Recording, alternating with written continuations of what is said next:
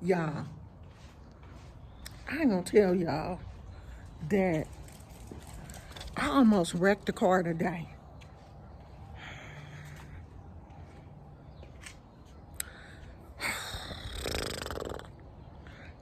I was crying and everything.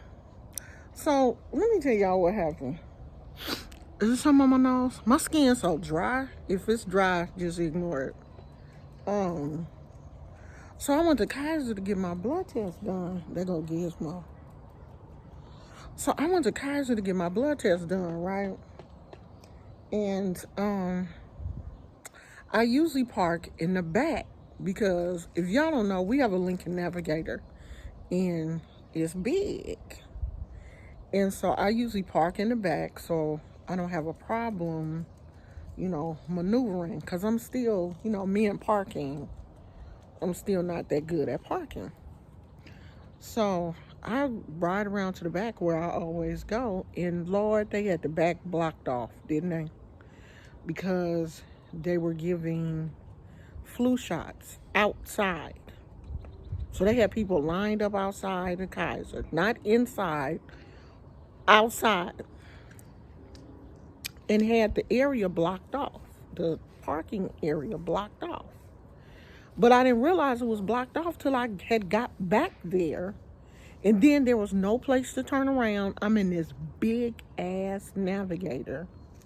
So I wasn't the only car that got stuck back there. An older Asian lady, older than me, poor thing, she was back there and she couldn't turn around.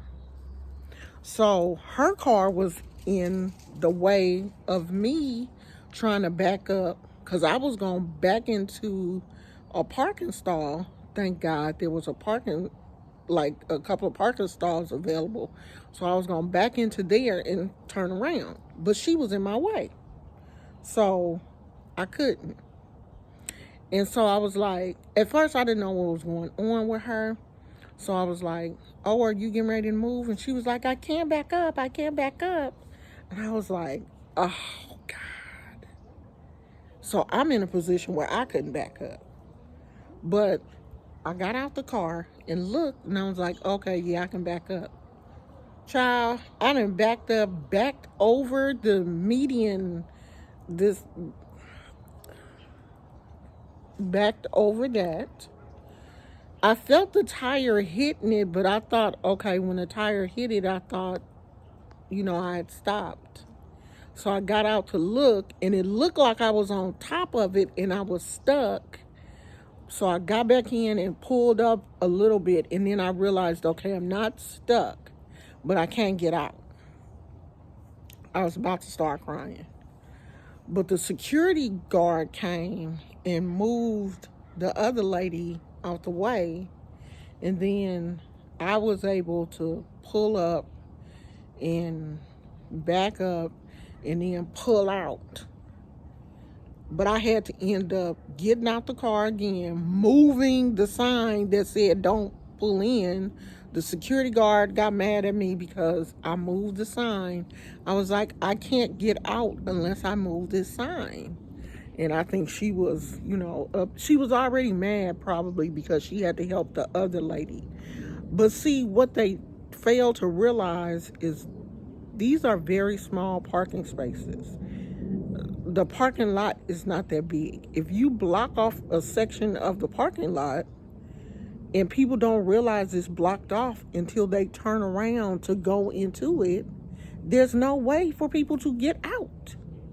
So you're stuck unless you're in like a really small car or something, because people were parked in the area before the block off part.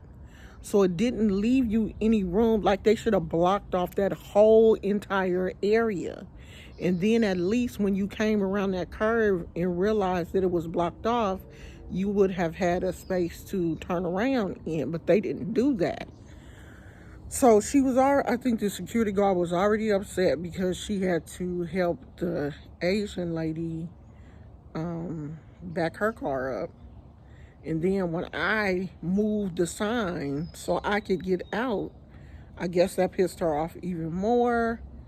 And then you know, her getting pissed off with me, and then me getting scared that, you know, I had like ran over the thing, just sent me into a tizzy. Like, I'm in the car crying. I was boohooing. Do you hear me? I was crying. Then I didn't get my blood test. I didn't get my blood test done because I was crying, and I just knew it wasn't going to be any place else for me to park. It was just a mess. And then I got home, and my husband was like, "You got it done?" And I was like, "I'll tell you later." Because you know how you've been crying, and then you get yourself straight, and then the slightest thing will trigger you to cry again. I was just like, "I'll tell you later." And just like went in the other room. Then I was just like, I'm not going to drive no more because it's too stressful. This is too much for me to be dealing with. I never should have started driving again. Oh my God. I went there. The whole gamut of this is too much for me. I shouldn't be driving. Why did I start driving again? This is too much stress, and I'm never going to learn how to back up, and this Navigator is too big, and it's the only car we have right now, and I just ain't going to be able to drive it, and just, oh my God. It took me into a downward spiral, child. I mean, I literally just lost it. And I normally don't cry that easy, but I was just crying. And then it was just like, I don't have no friends to call and tell me, because I didn't want to call my husband and be like, oh my God, I'm on top of this thing and I can't. And I know he would have came and he would have calmed me down, but you know how you just like, God damn, I can't even leave the house, and it just made me feel small, you know.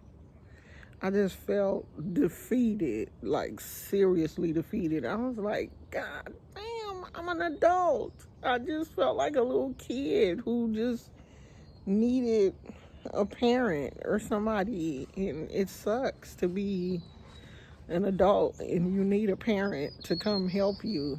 I just was like, my mama gone. I can't even call my mama and tell her I need some help. Somebody come help me. I swear to God, I did not want to drive back home. I just, after that, my eyes was hurting. But you know how you be crying and you want to get straight before you get home, because you don't want to walk in the front door and you crying, and then people at the house would have been like, what happened? What happened? So I was trying to get myself together. I was trying to get myself together before I got home, because I was a mess. I am an emotional wreck at times. Like, I was a mess this morning. I was just crying, y'all. It was so bad. It was bad. So that was my day. I don't know. We may do it live later on, but I'm working on my crochet projects right now. So, Gizmo. He gone. So I'll talk to you guys later. Bye. I'm okay now, okay? Bye.